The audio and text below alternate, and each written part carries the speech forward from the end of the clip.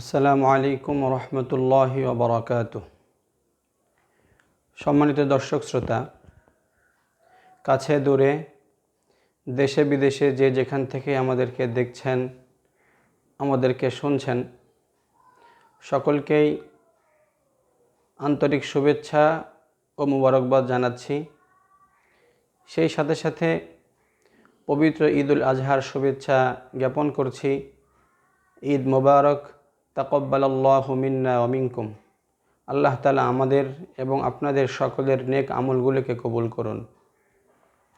প্রিয় ভাই ও বোন, ঈদ মুসলমানদের জাতীয় উৎসব।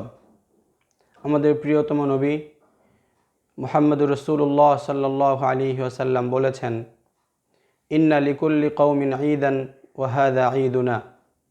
নিশ্চয়ই সকল জাতির নিজস্ব উৎসব আছে, ঈদ হলো আমাদের উৎসব।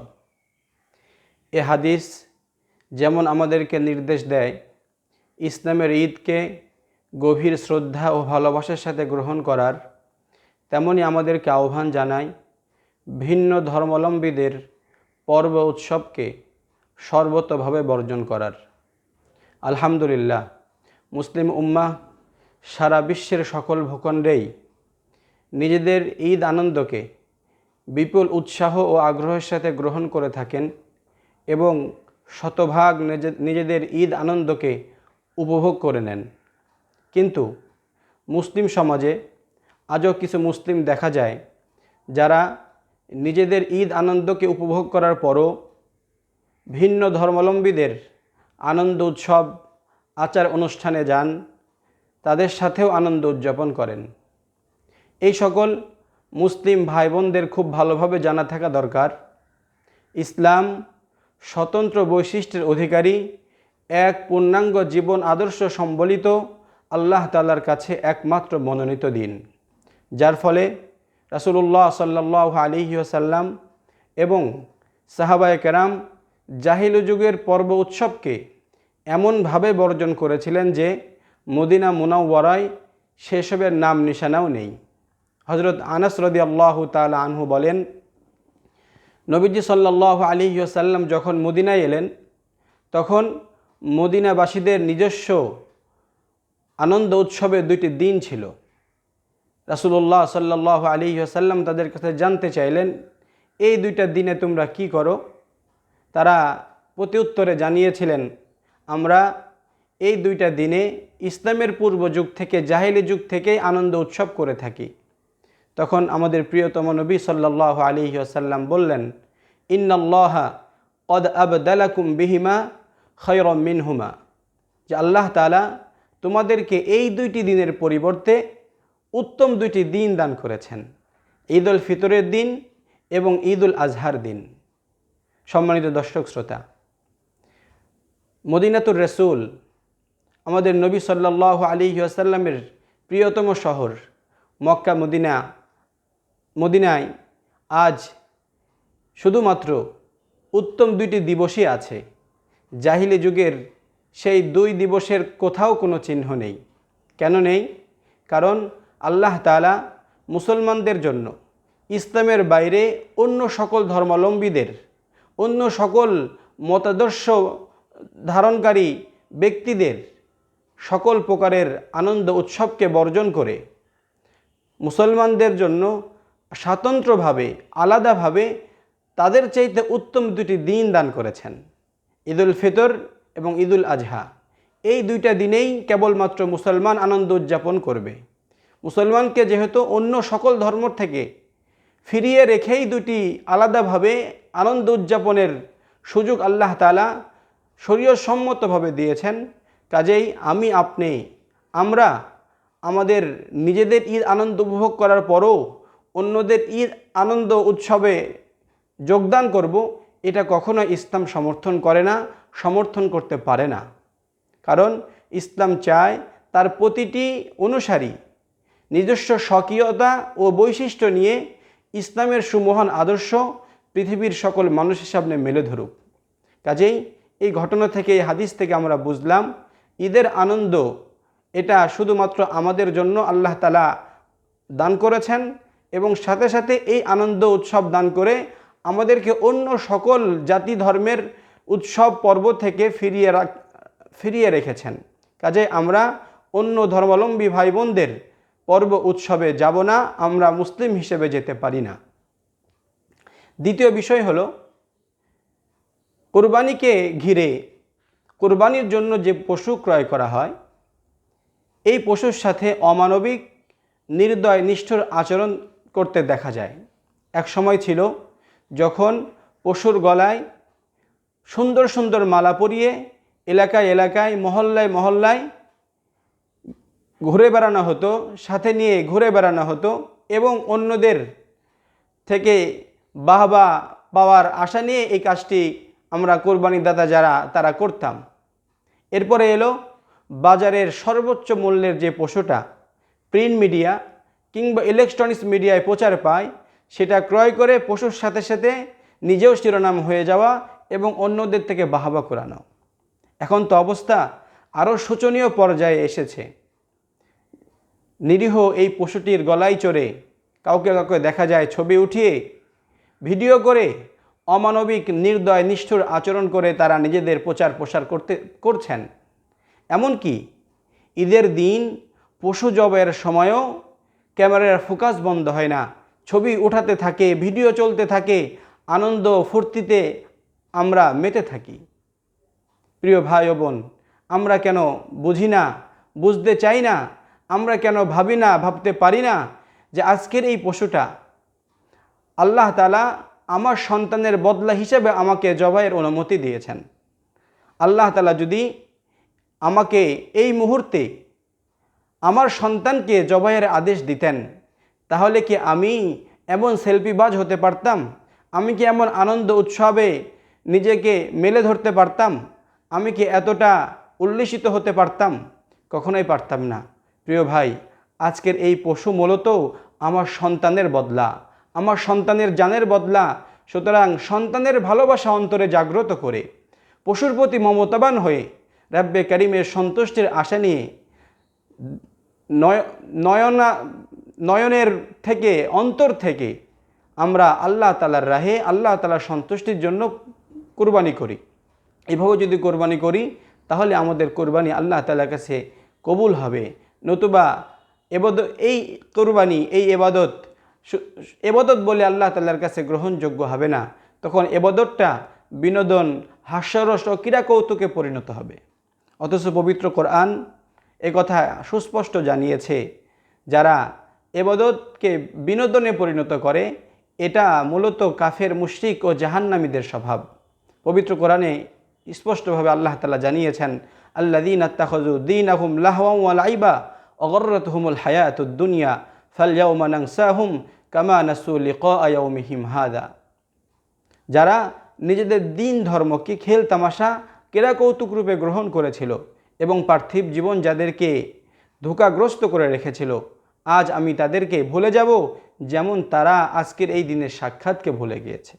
কাজেই কোনো মুসলমানের জন্য, কোনো মুমিনের জন্য কখনোই এটা সমীচীন নয় যে সে তার ইবাদত বন্দিকে খেল তামাশার বস্তুতে পরিণত করবে। কাজে মুসলমান, আসুন আমরা আল্লাহ তাআলার রাহে যে পশুটাকে জবাই করব, কুরবানি করব, সেটার প্রতি মমতাবান হই এবং সন্তানের মহব্বত অন্তরের ভিতরে জাগ্রত রেখে বিসমিল্লাহি আল্লাহু আকবার বলে ওই প্রেম আর ভালোবাসা নিয়ে আল্লাহর রাহে এই পশুটাকে কুরবানি করি। তার প্রতি পরিপূর্ণ ভালোবাসা এবং মহব্বতের সাথে পশুটার সাথে আমরা আচরণ প্রকাশ করি।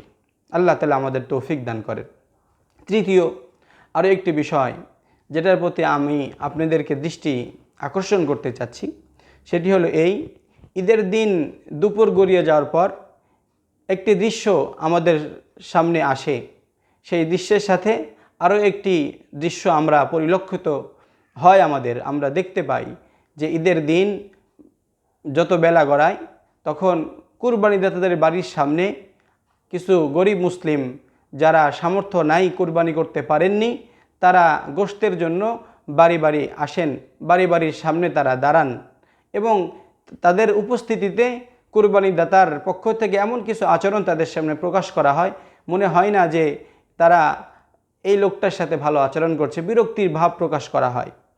কিন্তু আল্লাহ তাআলা যাদেরকে সামর্থ্য দিয়েছেন, যাদেরকে কোরবানি করার মতো যোগ্যতা সামর্থ্যবান আল্লাহ তাআলা করেছেন, এটা তো মূলত ছিল, এই কোরবানিটা ছিল আল্লাহ তাআলার উদ্দেশ্যে।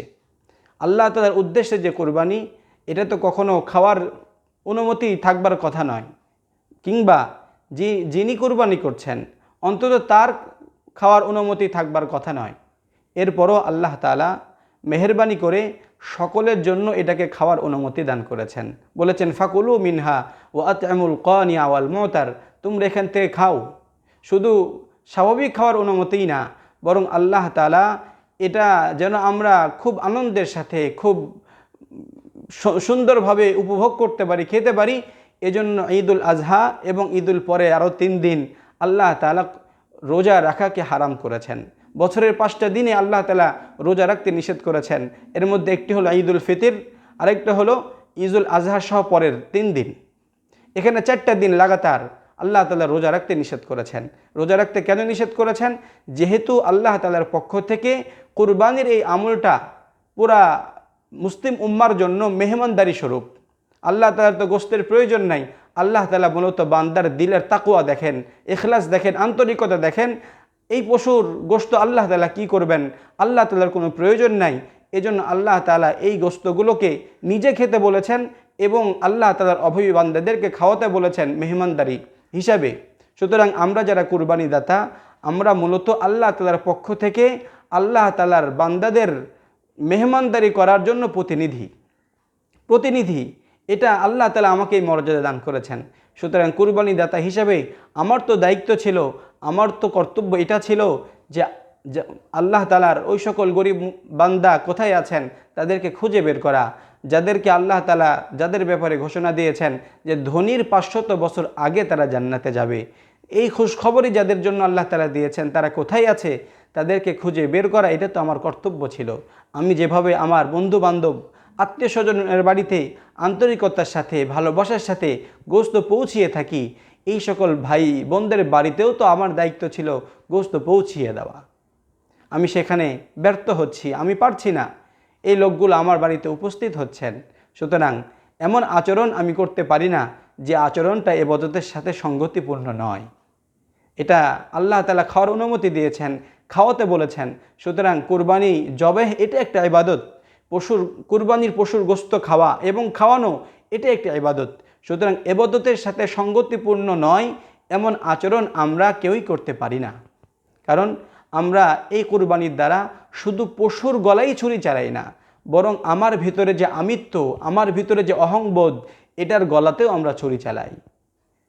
আমরা যদি প্রকৃত মুসলিম হই, তো প্রকৃত মুসলমানের পরিচয় হিসেবে আল্লাহ রাসূল বলেছেন যে প্রকৃত মুসলিম সে যে নিজের জন্য যা পছন্দ করে অপর মুসলিমের জন্যও সে তাই পছন্দ করে, নিজের জন্য যা অপছন্দ করে অপর মুসলিমের জন্যও তাই অপছন্দ করে।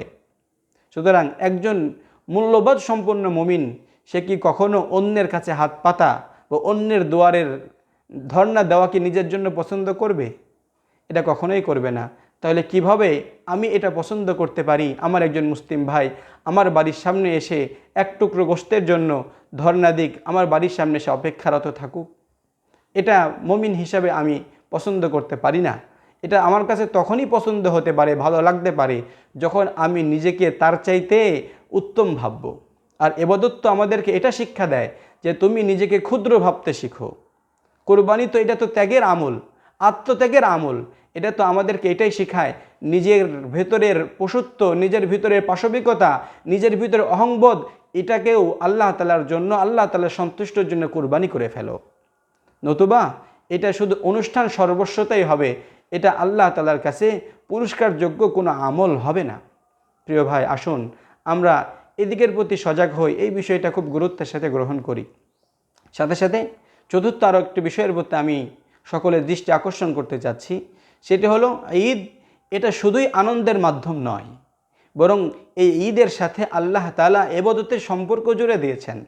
একজন মুসলমান ঈদ আনন্দ উদযাপনের দ্বারা পার্থিব যে সুখ আনন্দ উপলব্ধি করবে, অনুভব করবে, ঠিক তেমনিভাবে এই ঈদের ভিতরে আল্লাহ তাআলা ইবাদতের সম্পর্ক জুড়ে দেওয়ার কারণে আখিরাতের বিবেচনাতেও বিশাল সুফল বয়ে আনবে এই ঈদ। কাজেই এই যে আমরা পশু কোরবানি করছি, এটা একটা ইবাদত, এটা আমার আখিরাতের বিচারে, আখিরাতের দৃষ্টিকোণ থেকে আল্লাহ তাআলার মাগফিরাত পাওয়া, আল্লাহ তাআলার কাছ থেকে অশেষ নেকিতে ধন্য হওয়ার একটা আমল হচ্ছে এই ঈদ। সুতরাং যে ঈদ আমার শুধু আনন্দের মাধ্যমই নয়, বরং ইবাদত করে আল্লাহ তাআলার সন্তুষ্টি অর্জনের মাধ্যমও, আখিরাতের মুক্তিরও মাধ্যম। সুতরাং এই ঈদের সাথে, এই ঈদের আমলের সাথে এমন কোনো বিষয় যুক্ত হতে পারবে না যে বিষয়টা কিনা আখিরাতের দৃষ্টিতে, আল্লাহ তাআলার দৃষ্টিতে, কোরআন হাদিসের দৃষ্টিতে পবিত্র ঈদের সাথে সঙ্গতিপূর্ণ নয়, ইবাদতের সাথে সাংঘর্ষিক। সুতরাং আমরা বর্তমানে ইদানিংকালে আমরা কিছু ভাইকে, কিছু নওজোয়ানকে দেখতে পাই, ঈদের দিন তারা বড় বড় ট্রলি ভাড়া করে, বড় বড় পিকআপ ভাড়া করে, বেশ কিছু নওজোয়ান তরুণ ছেলেরা একসাথে হয়ে তারা গান বাদ্যের বিভিন্ন উপকরণ সাথে নিয়ে তারা মহল্লায় মহল্লায়, পাড়ায় পাড়ায়, রাস্তার ভিতরে ঘুরে বেড়ায়, বাদ্যযন্ত্র তালে তালে গান চলতে থাকে, নাচ চলতে থাকে, হই হুল্লোড় তারা করতে থাকে। এটা কি ইবাদতের সাথে সঙ্গতিপূর্ণ কোনো আমল হলো? শুধু এতটুকুই নয়, বরং ঈদ উপলক্ষ করে আমাদের মুসলিম সমাজে আমাদের কিছু মুসলিম ভাই বুঝে বা না বুঝে তারা ঈদের নামে গানের রিলিজ করে, ঈদের নামে ছবি তৈরি করে, ঈদের নামে নাটক তৈরি করে, ঈদের নামে এরকমভাবে বিভিন্ন অশ্লীলতার ছড়াছড়ি আমাদের সমাজে আমরা দেখতে পাচ্ছি। ঈদের সাথে সিনেমার কি সম্পর্ক, ঈদের সাথে নাটকের কি সম্পর্ক? এটা তো আমার ইবাদতের সাথে সঙ্গতিপূর্ণ নয়, বরং ইবাদতের সাথে সম্পূর্ণ সাংঘর্ষিক একটা বিষয়। এটার মাধ্যমে, এই ইবাদতের দ্বারা আমরা আখিরাতের মুক্তি লাভ করতে চাচ্ছি। সেখানে কেন আল্লাহ তাআলার নাফরমানির কাজ, আল্লাহ তাআলা যে কাজগুলো অপছন্দ করেন সেই কাজগুলোকেই পবিত্র ঈদের সাথে সম্পৃক্ত করে দিয়ে ঈদের অনুষ্ঠান বলে এটাকে আমরা চালিয়ে দিচ্ছি। এটা আমরা বর্জন করি, আওয়াজ তুলি, এইগুলি পরিহার করা দরকার। বরং ঈদের ব্যাপারে চমৎকারভাবে আল্লামা ইবনুল কাইয়্যুম জাওজি রাহিমাহুল্লাহ তাআলা আনহু বলেছেন যে একদল বনী ইসরাঈলের একদল তারা কোথাও যাচ্ছিলেন রাস্তা দিয়ে, প্রতিমধ্যে এক পাদ্রীর সাথে তাদের সাক্ষাৎ হলো। সেই পাদ্রীকে জিজ্ঞাসা করা হলো যে মাতা ঈদু আহলি হাযিহি দিয়ার, এই জনপদবাসীর ঈদ কবে হবে, কখন হবে? তো তিনি উত্তর দিয়েছিলেন যে এই জনপদবাসীকে যেদিন ক্ষমা করা হবে ওই ক্ষমার দিনটাই তো মূলত তাদের ঈদের দিন। সুতরাং সুন্দর পোশাক পরিধান করার নাম ঈদ নয়, সুন্দর সুন্দর পোশাক পরে রাস্তায় রাস্তায় ঘুরে বেরোনোর নাম ঈদ নয়, নগ্নতা প্রদর্শনের নাম ঈদ নয়, বরং ঈদ তো সেদিন হবে যেদিন রাব্বে কারীম আমাকে ক্ষমা করবে।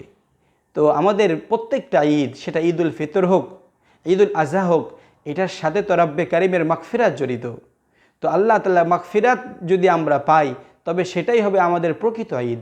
আল্লাহ তাআলার মাগফিরাত পাওয়ার ক্ষেত্রে যেগুলি প্রতিবন্ধক, যে সকল অনুষ্ঠান সাংঘর্ষিক আমাদের মাগফিরাতের পাওয়ার ক্ষেত্রে, ওই সকল ইবাদতের সাথে মুসলিম কখনো সম্পৃক্ত হতে পারে না। কাজে মুসলমান, আসুন আমরা আমাদের প্রকৃত ঈদের মর্ম বুঝি।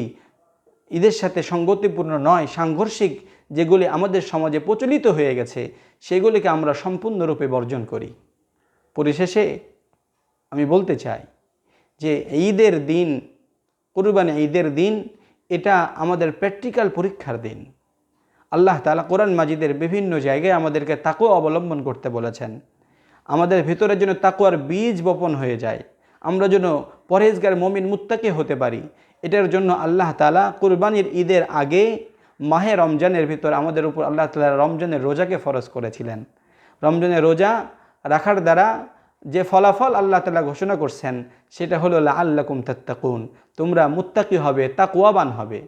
রোজার ফলাফল হলো রোজা রাখার দ্বারা একজন ব্যক্তি মুত্তাকি হয়। আল্লাহ তাআলা যেহেতু পবিত্র কোরআনে তাকওয়া অবলম্বনের নির্দেশ দিয়েছেন, একজন ব্যক্তির ভিতরে কিভাবে তাকওয়া এসে যেতে পারে সেটার আমল আল্লাহ তাআলা দিয়েছেন। বাধ্যতামূলকভাবে পুরো 1 মাস ব্যাপী আমরা সেই তাকওয়ার অনুশীলন করেছি। এরপরে আমার ভেতরে এই রোজা রাখার দ্বারা যে তাকওয়ার গুণ তৈরি হয়েছিল এটা যেন নষ্ট না হয়ে যায়, এজন্য শাওয়াল মাসে আবারও আল্লাহ তাআলা রোজা রাখতে বলেছিলেন। এরপরে আমরা যে মাস অতিবাহিত করছি জিলহজ মাস, এ মাসের শুরুর দিকের এই সময়টা আল্লাহ রাসূল সাল্লাল্লাহু আলাইহি ওয়াসাল্লামের ভাষ্যমতে পৃথিবীর শ্রেষ্ঠ সময়। এই সময় রোজা রাখছেন পয়গম্বর এবং আমাদেরকে রোজা রাখতে বলেছেন। এই যে বারবার রোজার অনুশীলন, রোজা রেখে আমার ভিতরে যে তাকওয়ার বীজ তৈরি করে দেওয়া, এটা আল্লাহ তাআলা এই জন্য করেছেন যেন আমি মুত্তাকি হই এবং কোরবানির দিন আল্লাহ তাআলা যে আদেশ করছেন সেই আদেশের ভিতরে আল্লাহ তাআলা এটা জানিয়েছেন কোরবানি করো।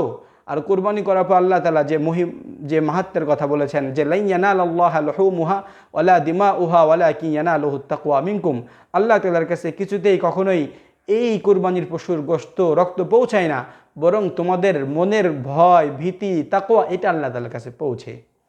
তো আমার ভিতরে যে অনুশীলন হলো তাকওয়ার অনুশীলন, এই অনুশীলনের প্র্যাকটিক্যাল আমল প্রমাণিত হবে ঈদুল আজহার দিন আল্লাহ তাআলার রাহে কুরবানি করতে পারার মধ্যে। একজন মুমিনের সাফল্য, একজন মুমিনের আনন্দ তো সেটা সে আল্লাহ তাআলার আনুগত্য করতে পারছে, আল্লাহ রাসূলের সুন্নাত মাফিক জীবন কাটাতে পারছে। কাজেই আমাদের এই পরীক্ষার দিন আমরা যেন অকৃতকার্য না হই, বরং আমরা যেন প্রত্যেকে সফল হতে পারি। আমরা যে তাকওয়ার অনুশীলন করেছিলাম, তাকওয়ার যে ট্রেনিং গ্রহণ করেছিলাম, এই ঈদের দিন আমাদের সেই ট্রেনিংয়ের পরিপূর্ণভাবে পরীক্ষা আল্লাহ তাআলা নেবেন। এই পরীক্ষায় যেন আমরা সফল হতে পারি সেই তৌফিক আমরা আল্লাহ তাআলার কাছে চাচ্ছি। এবং আমরা যে আলোচনাগুলি করলাম মুসলমানের ঈদ হিসাবে, মুসলমান ঈদ কেমন হওয়া চাই, গুনাহমুক্ত হওয়া চাই এবং প্রত্যেকটা কাজ ইবাদতের সাথে সঙ্গতপূর্ণ হওয়া চাই, এই বিষয়গুলোর প্রতি লক্ষ্য রেখে আমাদের প্রত্যেকটা মুসলিম জনপদের প্রত্যেকটা ভাই বোনদেরকে ওইভাবে আমলগুলি করবার তৌফিক দান করেন।